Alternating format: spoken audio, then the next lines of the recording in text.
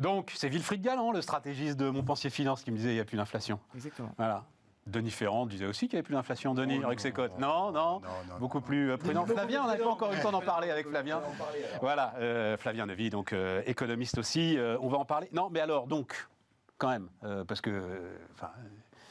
tu parles sérieusement, évidemment, Wilfried. Donc, qu'est-ce qui se passe? Qu'est-ce qui explique cette résistance de l'inflation qui a l'air quand même de se faire gratter la tête à de nombreux experts économiques? En fait, on a un effet que moi j'appelle un effet de rémanence sur l'inflation. C'est-à-dire qu'en fait, on a un certain nombre de pans dans l'économie où l'inflation se diffuse avec un peu de retard. Moi, je reste très fermement convaincu que la tendance désinflationniste est très puissante, très forte, et qu'effectivement, on a quelques exceptions, en particulier l'agroalimentaire, ça c'est un vrai sujet, qu'il faut probablement traiter à part, et qui est un sujet autant économique que social et politique, et donc qui prend énormément de place. Ça prend de la place, mais c'est quoi l'agroalimentaire? 10-15% du PIB Oui, mais en revanche, dans les indices cœur inflationnistes, l'impact de l'agroalimentaire est extrêmement important, parce qu'on enlève effectivement la partie, ce qu'on appelle les denrées agricoles pures, mais en revanche, on n'enlève pas du tout toute la partie des denrées purement transformées. Oui, je comprends.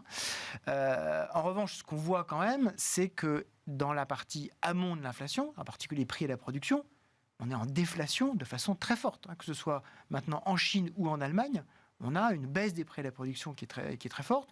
On a des prix de l'énergie qui restent extrêmement bas. Alors moi, je regarde ça parce que j'étais un petit peu inquiet de les voir remonter, c'est pas vrai. Et donc, dans l'enchaînement inflationniste, je vois effectivement un certain nombre de queues de comètes. Donc effectivement, les queues de comètes sont un peu plus longues que ce qu'on attendait. C'est un processus, la désinflation. C'est pas une ligne droite. Mais en revanche, je ne suis pas du tout inquiet sur le fait que l'inflation est ton juge de paix, c'était les coûts de production en Chine. Oui, mais ça continue à baisser. Voilà. Ça, plus l'énergie. Plus l'énergie. En fait, mon point, c'est que quand on prend, par exemple, l'enchaînement traditionnel qu'on appelle le triangle de Gordon en économie.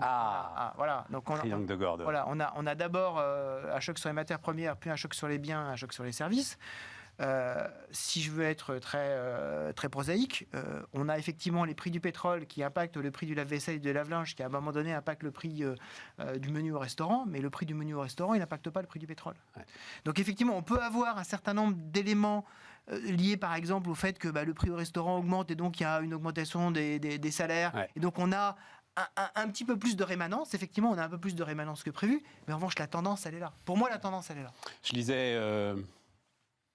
Le fils Saadé, c'est Rodolphe en ce moment à la tête de... Voilà, Rodolphe Saadé ce matin dans Les Échos, qui disait quand même que le prix du conteneur. Le conteneur était passé de $15 000 à $1 200. Eh oui.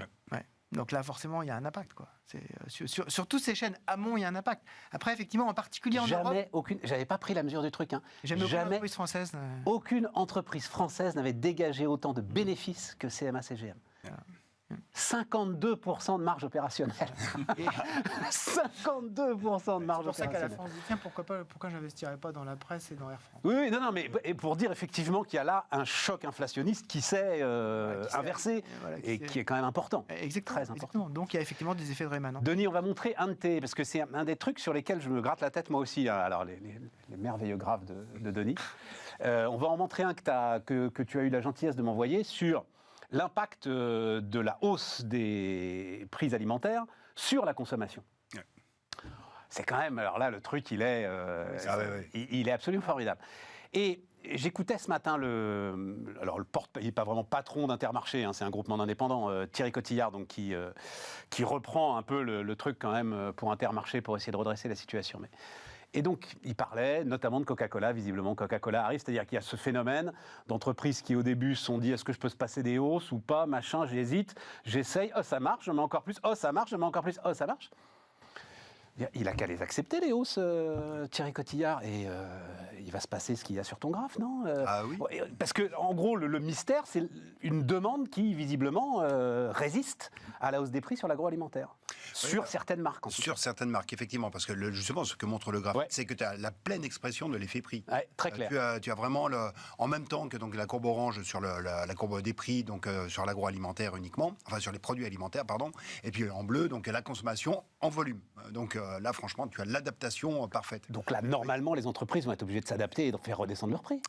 Oui, exactement. Elles devraient s'adapter, ou en tout cas, on devrait avoir un arrêt des hausses. Ouais. Maintenant, sur les prix des produits alimentaires, on sait qu'il y a toujours des lags de transition quand même assez importants. Entre le moment où il y a eu l'accélération des coûts en amont et le moment où tu as la répercussion dans les prix, tu as en général entre 6 et 9 mois sur la partie alimentaire. Donc, on devrait être pas loin de la fin de la montée des prix. Pour les raisons qu'évoquait Wilfried. À savoir que ce qui est vraiment important à regarder, c'est la dynamique de ce qui vient sur l'amont. On a évoqué les prix des matières premières, mais ce que je trouve aussi tout à fait frappant sur la période actuelle, c'est quand bien même il y a le redémarrage de la Chine, on n'a pas de réaccélération des cours des métaux. Par exemple, le cours du cuivre, on s'est fait un petit peu peur. À un petit moment, il est remonté à 9005, mais là, il est retombé à 9000. Le cours du cuivre est un très bon indicateur de ce qui est en train de se passer sur les cours, sur l'industrie.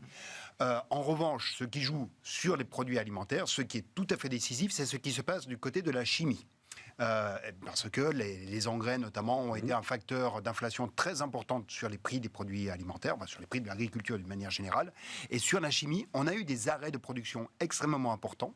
On a, par exemple, du fait de la crise énergétique. Du fait de la crise énergétique, on a par exemple moins 10% sur la production industrielle de chimie en France et on est à moins 25% en Allemagne quand tu le regardes sur un an. Donc la question est de savoir à ce moment-là, à quel moment va remordre vraiment la contrainte de production, parce que là, Donc les gars ont vidé leur stock. Ouais, les gars ont vidé leur stock. Et à quel prix, en fait, ils vont redémarrer la production. À quel prix ils redémarrent la production, sachant que les engrais, à 80%, le coût est formé par le prix du gaz.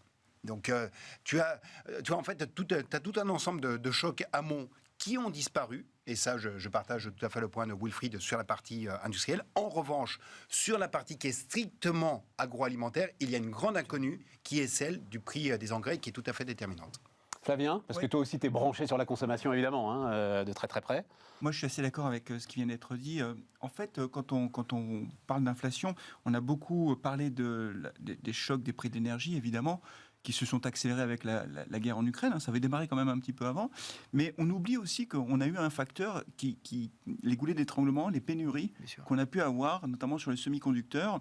Et les goulets d'étranglement, les ports étaient saturés, impossible de débarquer les marchandises, Là etc. encore, Saadé, il raconte 3 semaines parfois devant le port de Los Angeles. Donc 3 semaines avant de pouvoir décharger. Forcément, ça c'est très inflationniste. Or, aujourd'hui, on constate qu'il y a une normalisation progressive qui s'accélère, même quand on regarde le prix du conteneur, effectivement, divisé par 10, c'est tout à fait spectaculaire. Donc, en fait, on commence à avoir une détente, effectivement, sur les prix à la production. Ça va continuer.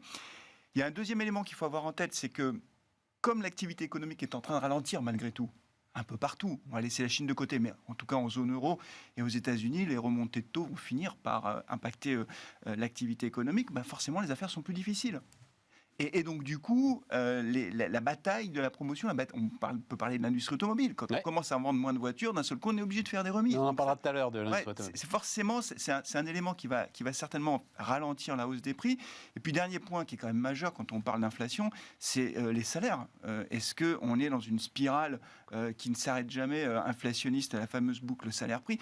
Aujourd'hui, on ne la constate pas. C'est-à-dire que si on prend la France ou la zone euro, on ne constate pas d'emballement sur les salaires. On peut prendre plein d'exemples, mais si on prend l'exemple des retraités en France, le niveau des pensions de retraite a un petit peu augmenté, mais moins que l'inflation. On a quand même 17 millions de retraités, c'est un peu le sujet d'actualité. Donc on ne constate pas d'emballement en réalité. Donc effectivement, tout laisse penser qu'on va avoir, à partir du milieu d'année, une baisse peut-être même significative des prix. Moi, je suis assez optimiste de ce point de vue-là. Vas-y, Denis. Oui, il y a un point qui me semble être sur lequel il faut avoir la plus grande vigilance, c'est le troisième point du théorème de Gordon, c'est vraiment... Triangle, du triangle. Du triangle. Le triangle de Gordon, qui est la dynamique des prix des services. Quand tu regardes actuellement les anticipations de prix que retiennent les chefs d'entreprise, qu'ils soient de la construction, de l'industrie, du commerce de détail, tous te disent, OK, on a passé un pic, c'est en train de de refluer gentiment sur les anticipations de prix. Donc, ce n'est pas de la mesure du prix, c'est vraiment la projection que je me fais. Sauf dans un secteur, les services. Et effectivement, l'effet de traîne, il est actuellement très concentré dans les services. Et les services, ça n'est jamais que 50% de la composition de l'indice des prix à la consommation en France. C'est les services, alors c'est les loyers, c'est les services financiers, c'est les services les télécoms, l'ensemble de nos abonnements, quoi. Oui, tout à fait, l'ensemble de nos abonnements. Et sur cette composante-là, tu es encore sur une dynamique d'accélération. Et d'ailleurs, on voit vraiment un switch qui est très intéressant, qui s'observe déjà depuis quelques temps aux États-Unis, entre l'évolution des prix des biens à la baisse, ou en tout cas au franc ralentissement, et l'évolution des prix des services, qui est de plus en plus à la hausse. Et c'est vraiment dans cette tension qui est en train de se faire que l'on verra la dynamique de l'inflation s'installer ou pas. Mais enfin, moi, au cœur des entreprises, quand même, parce que j'ai quand même vécu ça aussi au cœur des entreprises, il s'est passé un truc entre le moment où on ne sait plus faire 2 hausses par an, en fait. C'est-à-dire, il y avait ce moment, je l'avais raconté, où c'était presque pour essayer de rappeler des gars, un peu comme les gars à France Télécom, qui sont les seuls capables de coder sur les tout premiers réseaux, des gars qui étaient capables de passer 3-4 hausses par an et qui avaient le contact avec leurs clients pour le faire. On ne sait plus faire ça, etc. Et tout. Et puis, une accoutumance qui fait que quand même il va falloir regarder ça, quoi. C'est-à-dire l'idée pour le client d'aller regarder s'il le peut évidemment la justification de la hausse qui est imposée par son fournisseur est une idée qui va peut-être revenir à ce moment-là et être à nouveau prégnante dans les relations entre les entreprises. D'ailleurs, l'exemple que tu citais, l'exemple de Coca-Cola est très intéressant parce que on sait, c'est toute la question des tensions entre les distributeurs et les industriels. Il parlait de Coca-Cola et il parlait de l'huile. Oui. Alors là, il ne citait pas de marque, mais il disait que... alors c'était l'idée que tu décrivais, c'est-à-dire que la baisse des prix des matières premières ne s'était absolument pas répercutée sur la bouteille d'huile. Vas-y, Denis. Mais en fait, quand tu regardes les négociations entre distributeurs et producteurs, tu as en gros Coca-Cola, Nestlé, Unilever. En fait, tu as tout un ensemble de produits qui doivent être nécessairement dans ta chaîne de distribution. Tu es un distributeur, tu n'as pas de Coca-Cola, tu perds de la clientèle. Et donc, tu as un pricing power à l'intérieur de l'industrie agroalimentaire qui est très hétérogène. En revanche, pourquoi y a-t-il autant de tensions entre distributeurs et producteurs ? Ça se porte non pas vis-à-vis de Coca-Cola, parce que là, les distributeurs n'ont pas le choix, ils doivent prendre les hausses de prix. En revanche, ils vont se battre beaucoup plus furieusement avec les autres industriels. C'est pour ça que c'est difficile quand on a les appels, les distributeurs, il faut que vous baissiez vos marges. Oui, mais c'est pas la même chose quand tu traites avec Coca et quand tu traites avec le plus petit. Je vais être plus sévère. En fait, en France, c'est très facile de taper sur Coca-Cola. Donc, en fait, tu peux t'acheter une forme de beauté morale. Oui, voilà, en tapant sur Coca-Cola, sur Unilever, il n'y a aucun problème. Alors que, et en ça, cette interview de Thierry Cotillard ce matin sur RTL était très intéressante, parce que tout de suite, c'était, bon, les PME, on s'arrange, les PME, on a signé tout de suite, les PME qui nous passaient des hausses de prix, là, c'est pas très grave, machin, mais alors, Unilever, Coca-Cola, machin. Donc, tu vois, il y a ça aussi dans le discours, quoi. Ouais. Mais pour le coup, ils n'ont pas le choix. Et les distributeurs doivent avoir du Coca. Et Coca est beaucoup plus... Mais c'est notre comportement de consommateur, moi, qui mais surtout, parce que ce qui est intéressant, c'est qu'on a effectivement certaines entreprises, en particulier dans ce secteur-là, mais dans d'autres, qui en fait ont découvert qu'ils avaient du pricing power. C'est-à-dire qu'ils ont découvert que finalement, il n'y avait pas que le luxe qui pouvait effectivement augmenter les prix. Et que finalement... C'est ce que je te disais. Voilà, exactement. Ça se passait pas si mal. Alors qu'ils en avaient perdu complètement l'habitude. Exactement. Et donc certains ont dit, mais ça peut être une façon pour nous de retrouver des marges de manœuvre. Mais bien sûr. C'est les fameux effets d'aubaine. Mais bien sûr. Exactement. Il y en a forcément. C'est difficile à évaluer en fonction des secteurs d'activité, en particulier dans l'agroalimentaire. Mais il y a clairement des effets d'aubaine parce que tout le monde s'est dit, puisqu'on est obligé d'augmenter les prix, on n'a pas le choix. Sinon, on passe en marge négative. Enfin, on n'arrive plus à vivre. On va peut-être passer une augmentation de prix un peu supérieure.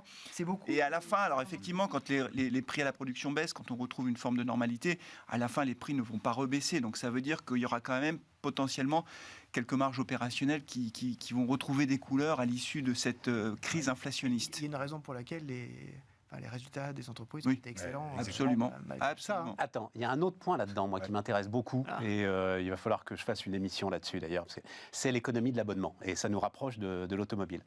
Parce que visiblement, je croyais que c'était réservé aux très grandes entreprises, et de plus en plus de PME, de plus en plus de PME industrielles notamment s'y mettent. Donc l'idée est que tu ne payes pas un coût d'achat précis, c'est exactement l'évolution du modèle automobile, hein. Tu t'abonnes d'une certaine manière à Stellantis, tu payes 250 € par mois, on te donne une voiture, etc. Et, tout. Bon, ok. Et là, pour le coup, les hausses de prix sont beaucoup plus compliquées à lire. Beaucoup plus compliquées à lire. Et c'est les package, en fait. Mais bien sûr, Ouais. c'est un package. Et Kantar avait publié un chiffre intéressant, mais c'était sur la grande distribution, hein, un chiffre intéressant juste avant les vacances de février pour la zone parisienne, c'était la réflexion commence au-dessus de 4,50 €. En dessous de 4,50 €, le consommateur regarde pas trop. Au-dessus de 4,50 €, là, la réflexion commence. Eh oui, c'est intéressant. Et donc, s'engouffrant là-dedans, cette économie de l'abonnement est en train aussi de transformer les choses et de faire une sorte d'inflation cachée, d'inflation discrète, d'inflation latente qui peut être intéressante à suivre.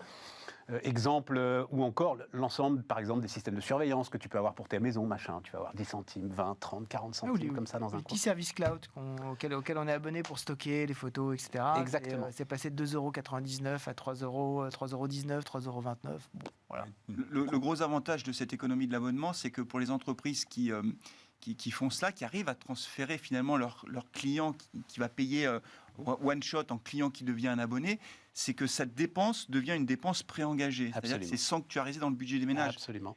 On voit bien d'ailleurs en ce moment, dans cette crise qui touche beaucoup les ménages français, en particulier ceux qui ont les revenus les plus faibles, les arbitrages de consommation ne se font pas sur les abonnements.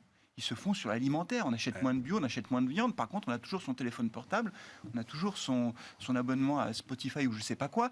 Et donc, ça sanctuarise, ça protège vraiment le budget. Et ça fait de la récurrence, bien sûr. Ça fidélise. Donc, ça a beaucoup, beaucoup d'avantages, hein. Et c'est pour ça que Carrefour réfléchit, par exemple, à des formules d'abonnement. La grande distribution réfléchit à des formules d'abonnement. On avait raconté Decathlon, quelque chose d'assez incroyable. Tu payes, je ne sais plus combien, on va dire 20 € par mois, peu importe le chiffre, et tu as droit à te servir de l'équivalent de 300 € d'équipement Decathlon. Enfin, c'est ça le sujet. C'est vrai que sur la période actuelle, les seuls postes sur lesquels il y a des arbitrages en termes de volume, ce sont les deux postes déjà qui ont le plus flambé. Hein. C'est évidemment l'alimentaire et l'énergie. Mais parce qu'il y a aussi le référentiel de prix. Le référentiel de prix, alors effectivement, peut-être que de temps en temps, on va regarder le prix de son abonnement du cloud ou des éléments comme ça, mais on ne l'a pas forcément bien en tête. En revanche, il y a 10 prix que chaque ménage a en référence. En moyenne, c'est 10 prix que l'on a en référence. Et dans ces 10 prix, il y en a 8 qui concernent des produits alimentaires ou des produits Oui, énergétiques. parce qu'il ne peut pas y avoir la facture. L'essence, ok, mais la facture d'électricité, très franchement, je ne sais pas si tu as une idée, si tu veux, tu as une idée de combien ça te coûte, mais vu les variations de température, je crois que c'est très très compliqué d'avoir en tête. Oui, tout à fait. L'hiver dernier, on a dépensé tant, ok, tu vas le rechercher dans tes factures, mais il faisait plus froid, il faisait moins froid. Ouais, voilà, c'est ça, tu l'as complètement oublié. Ouais, tu l'as complètement oublié. Ouais, tout à fait. Ah oui, tu voulais parler des marchés, mais c'est intéressant. Quid des marchés, justement, qui, alors, sans doute, sont dans les mêmes réflexions que vous, c'est-à-dire pas affolés, finalement, par un éventuel maintien de l'inflation, parce qu'on ne l'a pas dit, mais éventuel maintien de l'inflation amènerait un durcissement supplémentaire des politiques monétaires, et c'est ça qui pourrait inquiéter. En fait, aujourd'hui, le raisonnement que font les investisseurs sur les marchés, je ne vais pas dire les marchés, la masse Ouais, mais tu d'investisseurs vois qui sont sur les bien, marchés, voilà. voilà. Bon. De toute façon, vous êtes tous moutonniers, donc Exactement, mais t'es des moutons intelligents. Et des moutons avec une... Non, il y en a un qui est censé être intelligent, c'est le premier. Et le premier, s'il se les gourre... autres, voilà, les autres, non. En fait, le raisonnement que je déploie sur le processus des inflationnistes, c'est le raisonnement que les marchés ont intégré en fait dans leur valorisation. Alors, je rappelle que les marchés font pas de raisonnement particulièrement. Les marchés donnent juste des prix. Hein. Ils donnent des prix au risque, ils donnent des prix au temps, ils donnent des prix à la valeur ajoutée en faisant des actualisations. Voilà. Donc voilà, quand j'entends dire les marchés ont raison ou tort, c'est aussi idiot que de dire le prix de mon menu au restaurant, il a raison ou il a tort. Le prix, c'est le prix. Grande phrase, je crois que c'est toi qui me l'avais apprise d'ailleurs, Wilfried.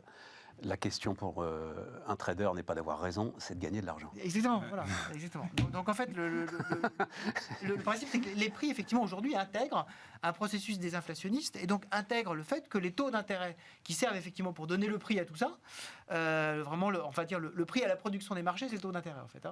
On dit, va y avoir un pic. Alors, on ne sait pas exactement si ça va être en mai, en juin ou en juillet. Il y a un petit doute de savoir si c'est encore 0,25, 0,50 par rapport aux anticipations, mais en gros, 90% du chemin est fait. À partir du moment où les marchés se disent 90% du chemin est fait, c'est bon, on passe à autre chose. La question, c'est effectivement, est-ce qu'ils peuvent être surpris par une inflation qui perdure ou par des banquiers centraux qui vont aller au-delà de ce qui serait nécessaire pour justement remplir leur mission, ou qui n'ont pas trop compris peut-être leur mission. C'est un autre débat. Effectivement, les marchés par rapport à tout ça se focalise sur la partie haute en fait de l'équation, donc non plus la partie basse, c'est-à-dire le taux d'actualisation, mais la partie haute en disant finalement les marchés, les entreprises se portent bien, elles arrivent à passer des hausses, donc les marges finalement se tiennent bien. Alors ça baisse un peu aux États-Unis, on reste quand même avec des marges d'exploitation qui sont quand même très très spectaculaires. Bonnes. Et puis on a quand même une relance chinoise. Alors elle va pas être aussi spectaculaire que celle évidemment qu'on a connue en 2009. Mais qui est quand même réelle par rapport à 2022. En 2022, on était à 3% de croissance. La Chine va tourner au-delà de 5%, probablement. Le Premier ministre l'a dit. Donc le Premier ministre a dit environ 5%. Ça veut dire que c'est pareil pour les entreprises. Il veut être sûr de battre son objectif, donc on va être probablement au-dessus. Ça veut dire quand même qu'on a... la Chine, c'est aujourd'hui 20% de la croissance mondiale. Ça veut dire qu'on va aller 20% du PIB mondial et probablement 25% de la croissance. Ça veut dire que tout va bien se passer. Après, on peut avoir des chocs. Et la question, pour moi, fondamentale, c'est est-ce qu'on peut avoir de nouveau un choc de matières premières ? Est-ce qu'on peut avoir un pétrole qui s'envole à 100, 110, 120 $? Et là, les scénarios seraient complètement différents. Moi, c'est pas totalement écarté, c'est pas mon scénario central, c'est pas totalement écarté, mais c'est ça en fait que regardent les marchés. Et qui serait provoqué par quoi Alors, qui serait provoqué à la fois par le fait que choc sur le pétrole.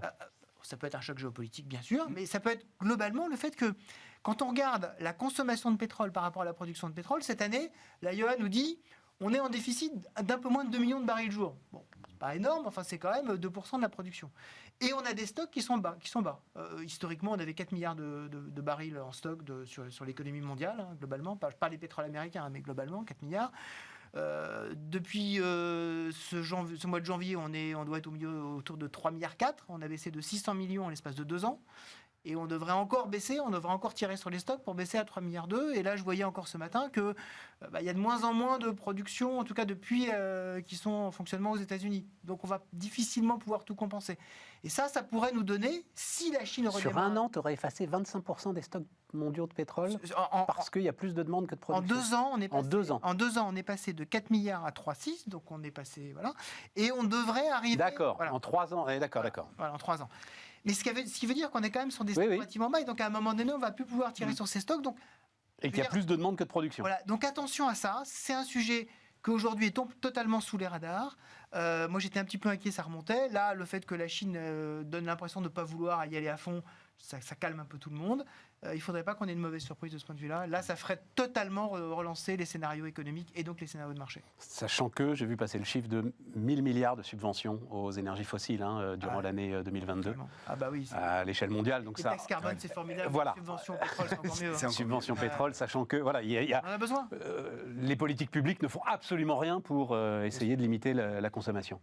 Vas-y, Denis. C'est la combinatoire de la hausse des taux avec une remontée de prix des matières premières qui serait tout à fait dramatique et là qui te fait vraiment caler l'économie mondiale. Pour l'instant, on a la remontée des taux, ça va aller plus loin que ce que l'on anticipait parce qu'il y a des effets de rémanence d'inflation, oui, ok, ça va être non plus 5 comme on l'anticipait il y a encore 1 ou 2 mois pour le taux directeur américain, le taux principal américain, mais ce sera peut-être plutôt 5,5.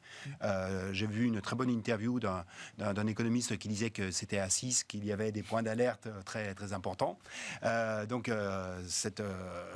pour l'instant, on n'y est pas encore à cette anticipation, mais on voit bien qu'on s'en rapproche. Donc, c'est bien la collision entre un choc des prix des matières premières et un choc de taux d'intérêt qui peut poser question. Sur le pétrole, j'ajouterai un élément qui est le fait qu'on a un recul des investissements en exploration qui est quand même vraiment massif. Ah bah bien sûr. La chute de 2020, qui était une chute de 35%, elle n'a pas été du tout compensée par bien sûr. Tu as ça et tu as une qui va se développer une quasi-interdiction du financement de l'exploration-production par, en tout cas, les institutions réglementées, on va dire ça comme ça, et cotées du monde occidental. On a divisé par 2 en 7 ans.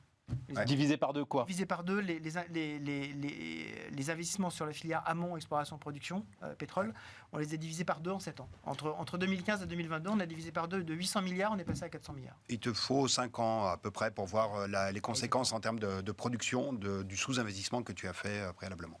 L'aléa géopolitique reste quand même majeur, parce qu'on n'en parle plus beaucoup de la guerre en Ukraine, le pétrole russe. Rappelons quand même que la Russie est un grand pays producteur de pétrole.